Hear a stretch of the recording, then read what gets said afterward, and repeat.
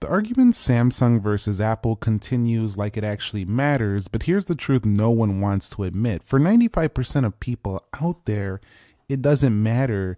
The difference is don't really give you anything more to change your daily life no matter which you go with. And let's go ahead and discuss what I mean by this.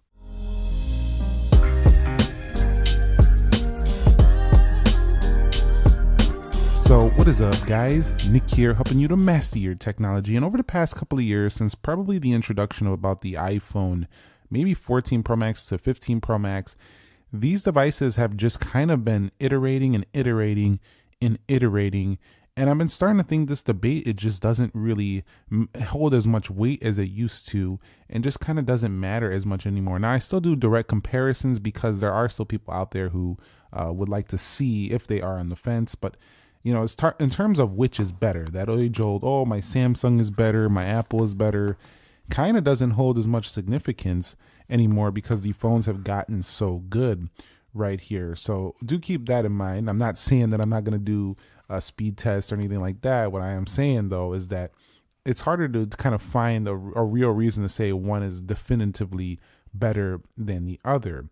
But let's go ahead and begin with the very first reason why this debate kind of is starting to not really matter anymore, and that is the features that people tend to argue are better about their phone, they don't always use. For example, the S Pen on the Samsung device. Now, a lot of people in the comments will say S Pen, S Pen, S Pen, but Samsung has done their own research and found that a lot of people don't even use the S Pen, and so that's why they've been pulling back on it. So while you would like to believe that a lot of tech enthusiasts, you'll see comments from a lot of tech fans and people are really hardcore S Pen enthusiasts out there that kind of signifies the whole market, that doesn't actually hold true. I'm not saying to get rid of the S Pen. I, as a tech fan, definitely love the S Pen, and I think it is a nice separator between this and like an iPhone. But at the end of the day, it's just a feature point that I'm discussing here with, do you really use it? Another thing is the split screen. Now, I talk about this a lot because I think it is an actual useful feature here and there for some people, but there's probably not a ton of people actually using the split screen, even though it does, for me personally, shine. Not everyone uses split screen. Let me know if you actually use that one, though. That is a specific use case I would like to know if you guys actually use that. In addition, we tend to cycle through a handful of popular applications on the day-to-day, including things like X, Twitter, well, Twitter doesn't exist anymore, but X, Instagram, TikTok, AI applications, YouTube, you get the point. So we tend to do that on both phones, and it doesn't matter which one you go with, the iPhone, the Samsung, it's going to provide you basically the same application at the end of the day. And the feature set on the iPhone has been upgraded, but overall it's kind of at the core the same thing with a fresh paint job on top. So that doesn't really have much to speak about in the area of an incredible amount more features. There's mostly just a lot of software changes to the visual look of the device. Number two is that the hardware of these phones is so good at this point, you can't lose either way. So it doesn't matter if you go with the Samsung or the iPhone, you're just not losing here. Now, of course, the Samsung, a lot of people would argue, is better right now due to titanium edges versus a softer aluminum, but they have their trade-offs with both of them. The softer aluminum iPhone is a little bit smoother to hold. The Samsung, a little bit sharper, a little bit more boxy. Some people love that look, but it doesn't matter which one you buy, because either one you buy, you're getting a phenomenal feeling high-end device on either device. So this just doesn't hold as much weight to me anymore, because if you get this, you could say your phone's better than this, and you would be right because it is in multiple ways. But you can get this and say my device is better than that device. In certain ways it is. So you would be right as well. It just kind of like, does it really matter? Because you, the consumer, is winning either way. Now, one thing you're probably not winning in too much, which is why a lot of people are itching for an Apple Foldable, is the area of innovation. These devices have gotten so good, but they're also very mature, and they're kind of just making small changes year over year, kind of like you would see a car maker do when they have a popular model and they just continue to reiterate on it, but don't really rock the boat too much because it's been so successful. The next one is that the ecosystems are so good, and they've been kind of copying each other in a sense for that matter, for a while. So I got some AirPods here, AirPods Pro. You can also get Galaxy Buds Pro as well for the Samsung device. I got these in a case, but kind of doesn't work that well. You can see right there, Buds Pro. Right there, you can get the Samsung Watch. You can get the MacBook, the Galaxy Book. Both of them are kind of like doing the same things in those regards and kind of trying to implement the same type of features on both. Yes, do they have features here and there that the one other doesn't have? Sure. But are they at the core kind of the same thing? You can get laptops, tablets, watches, buds, you name it. Yeah, it's kind of the same thing. They kind of borrow things from each other and make that experience kind of similar. Now, they do have a little bit different ways of doing things. Like Samsung has Quick Share, Apple has the AirDrop, and Android or Google has found a way to use AirDrop by doing some reverse engineering on the Pixel, and that might make its way over here to Samsung in the future.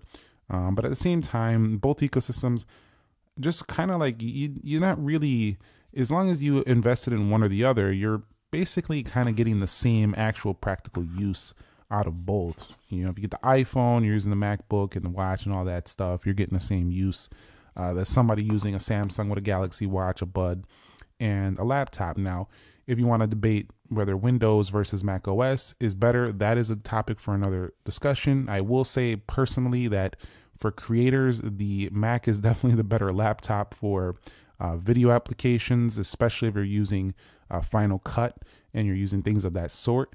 But you know, Windows does have Premiere Pro and all the other DaVinci and all that stuff. So it depends on which application and which program you're using. You can get the job done on either, and it really just, it doesn't matter anymore if it's Samsung or Apple product right here. Now, the next one is the cameras. So we do have this triple camera array with a 200 megapixel, and while on a spec sheet you could say, well, I got the 200 megapixel. You got the 50 megapixel. Mine's better. Yeah, from a numbers perspective, but the actual result doesn't matter, because either way, you're getting a good result. I don't care if you're on the zoom, you're on the ultra wide, you're doing video, you can do 4K 60, 4K 120, slow-mo, cinematic videos. It doesn't really matter. You're winning on either of these phones, and social media posts and anything you do with these high-end devices is going to look good. Now, objectively, I could say that the iPhone has a better front-facing camera because it technically has a better ultra-wide angle, so you can actually fit more in a selfie photo. So that, I think, that's kind of objectively better at the end of the day. Now, quality-wise, that's really up for debate always, because it just kind of comes down to which picture you prefer. But on the Samsung here as well, you got macro mode just like an iPhone. You can zoom really far. Incredible video, including the ability to do log video right from the phone. You could turn log off, do 8K 30. That's a ridiculous resolution. The features keep coming here in the more section of the phone. You can do expert RAW. You can do RAW here. Again, the cameras are so good these days. Does it really matter? I think Samsung's next phone, they're probably going to go a little bit wider on that camera, but we'll see on the front. At the end of the day, I don't care if this is in my pocket or if this is in my pocket. I'm winning. And I'm not saying me personally. I'm saying that in like a third person. Like, if you're going to be buying one or the other, you know, it doesn't matter. At the end of the day, the camera is going to impress you because they're both flagship phones.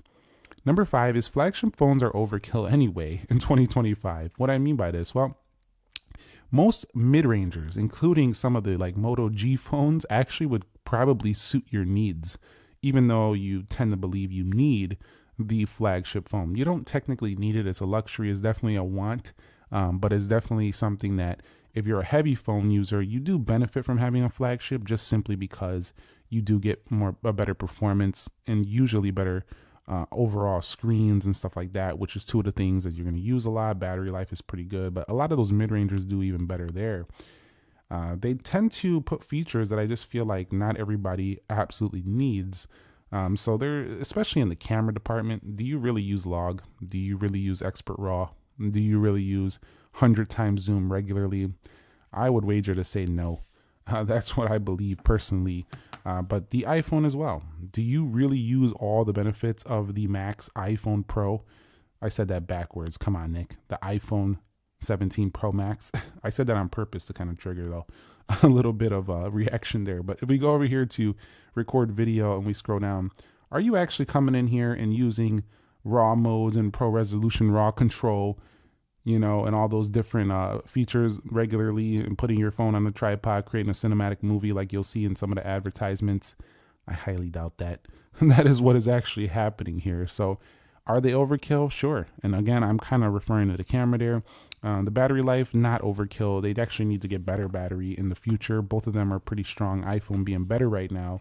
But either way, they're still both large 5,000-ish milliamp hour batteries, and they're good enough. Still not as good as silicon batteries, but between these two, Samsung versus Apple, it just doesn't matter really which one you pick. You're gonna make out ahead on either of these. They both will do the full day of heavy use. No real major issues. Now, when it comes to pricing, they both got their own tricks up their sleeves. Samsung's tend to give you a discount up front and also tend to give you more discounts as the year goes on, including Black Friday and different sales of that sort, reducing the cost up front. The con to the Samsung phone is the resale value later is not that good. So you kind of like, you save on the front end, but you lose on the back end, if you get what I'm saying. Now, the trade-in values are solid if you trade in the Samsung, but it just doesn't matter either way because you get the same kind of value overall. You might think, well, no, Nick, I can sell my phone for more later, but guess what? You're paying more up front. So you lose up front because typically you'll save $200-300 on a Samsung just because of the frequent discounts. Now on the iPhone, yes, they have trade-in values. Their trade-in values, especially when you're talking about their iPhones, typically are lower. I tend to get more for my Samsung phones on Samsung's trade-in program than Apple gives for Apple iPhones. Even though they give some good amount on their higher-end stuff, it's just not as much as what I typically get, especially on the pre-order phase of Samsung phones. Now, the actual iPhone itself, the pricing thing here is that you usually pay a few $100 more. So while you do get more on a resale value later, you pay more up front. So it's kind of the same thing when you really slice it down at the end of the day. Number 7 is that both products, they kind of just work well enough to disappear in the background of your life. I'm sure if you've been using Samsung for quite a long time, you probably don't even think about it anymore. It just kind of works in the background of your life. You just kind of know what to do with it. You understand the software very well, and you kind of just flow and get on with your day. Same thing with the iPhone. I am sure if you've been using the iPhone a long time, you're used to the iMessage, you're used to FaceTime, you're used to having everything synced up the way you like it, and you just rock on. Both of them easily disappear into the background of your life. You're winning, bro. That's just the bottom line, because that's what you want the phone to do. You want it to be so good that you don't have to think about it. You don't want it to be friction point in your life. And I think both of these are at the point where they don't really create a lot of friction. They're that good. And transferring is easy too. When you transfer to the next phone, no friction really. You just plug a USB in, or you do the Wi-Fi transfer stuff. That takes a little longer, but it's not a big deal. Tend to do a backup, and the backups tend to sync up pretty well.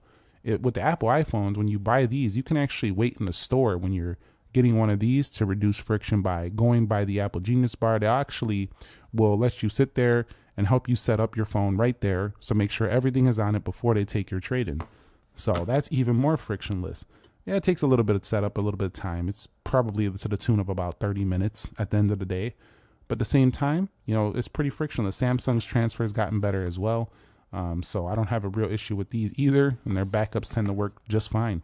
So it just really, it's a strong point for both phones. Both do have long-term software support as well. I would say Samsung has been having this thing where sometimes they release a software and it seems like everyone's getting it at the same time, but it's regional. And then you got to wait like a few hours or the next day. Sometimes it could get delayed a week for one region. So this is still a little bit more fragmented to me. I don't like that because I see a news piece. It could be written by someone in the UK or someone in a different region. They already have the software. I'm over here jealous waiting for my next software update. Like, where is my software update? Why does that guy have it and I don't got the software update? But that's something I still don't like about Samsung. It's not like a global at the same exact time release.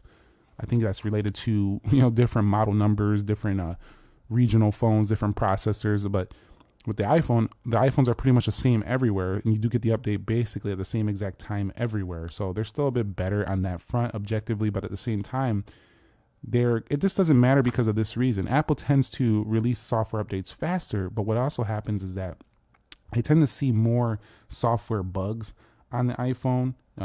So I feel like we need more updates throughout the year to keep the thing running stable. They do offer security patches throughout the year as well. Both of them do that. But they both do have a super long time of software updates. So with the Samsung, you are going to get yourself a really good amount of length and longevity when it comes to software several years down the line, like 7 years. And the iPhone's like 5 to 6. They don't mention it officially, but it's about 5 to 6. So either way you go, you have, super long software support. Both of them remain relevant for years. And the real differences are just kind of boring. There are things that are not really flashy like they used to be. If you look at both of these phones in the store, neither one looks more flashy than the other. They just both look nice. They both look large.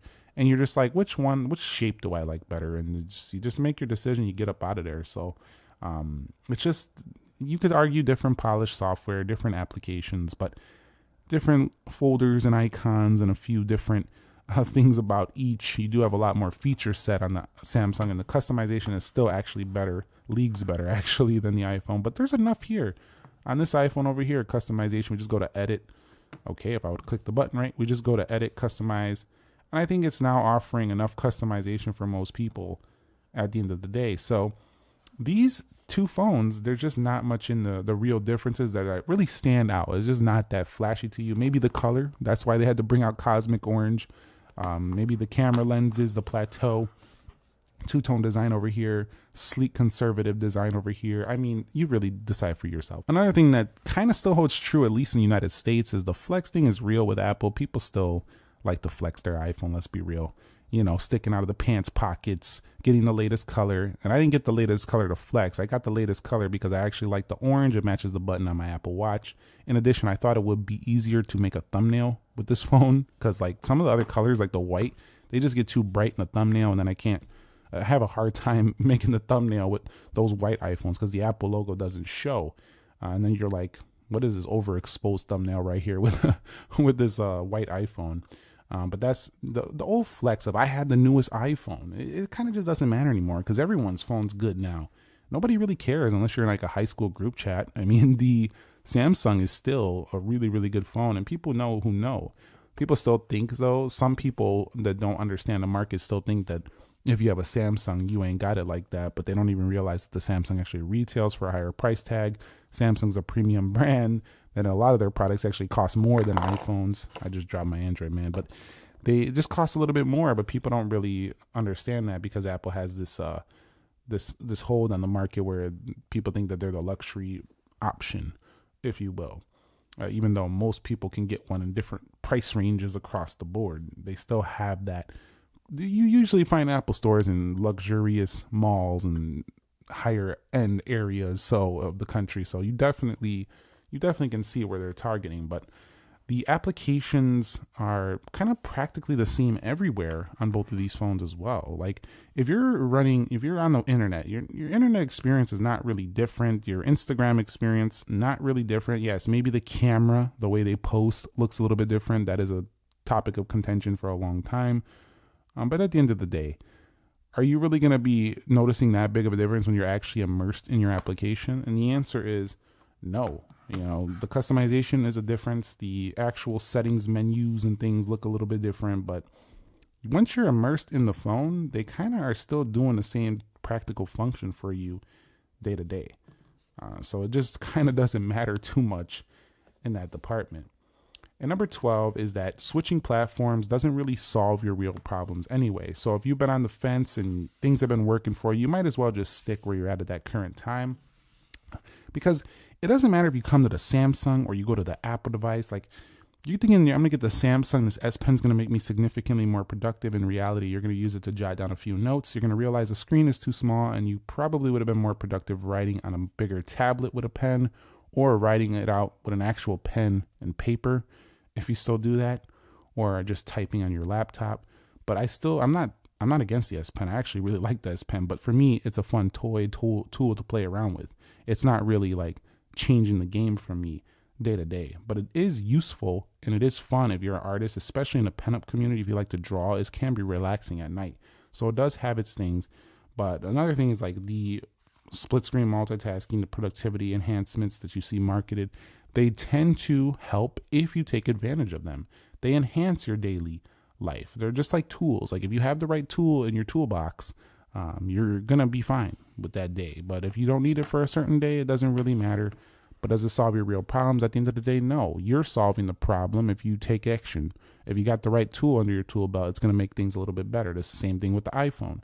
If you're looking for the right tool and the iPhone has the right tool for you, the right application, the AirDrop is the tool you need to get a faster transfer to your Mac or whatever, that can be a true game changer. So they don't really solve, it doesn't matter because they don't really solve your real problems. But if you do find the right tool from each phone, you might want to pick that one to just kind of enhance your daily.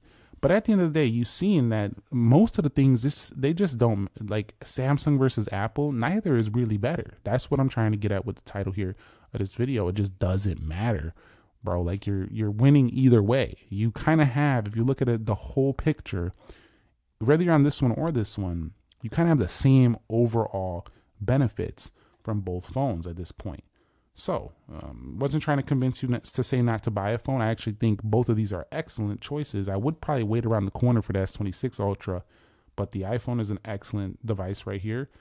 This debate of which is better, to me, is starting to feel a little bit less relevant. So I'm going to have a hard time deciding if I'm going to make the Samsung versus Apple, which is better in 26 video we usually do on an annual tradition. But if we see some big changes from the iPhone with folding devices and also maybe the S26 Ultra, I might have to give that a revisit.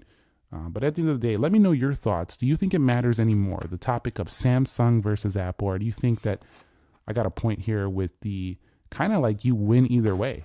Like, let me know down below. One thing I will say is that at least here in the US, I feel like we should have more options. That would be nice to give us a little bit more variability within the marketplace. But let me know your thoughts down below in the comments. Thumbs up if you enjoyed it. Subscribe if you haven't already, and I will catch you all in the next comparison, review, speed test. You know the drill.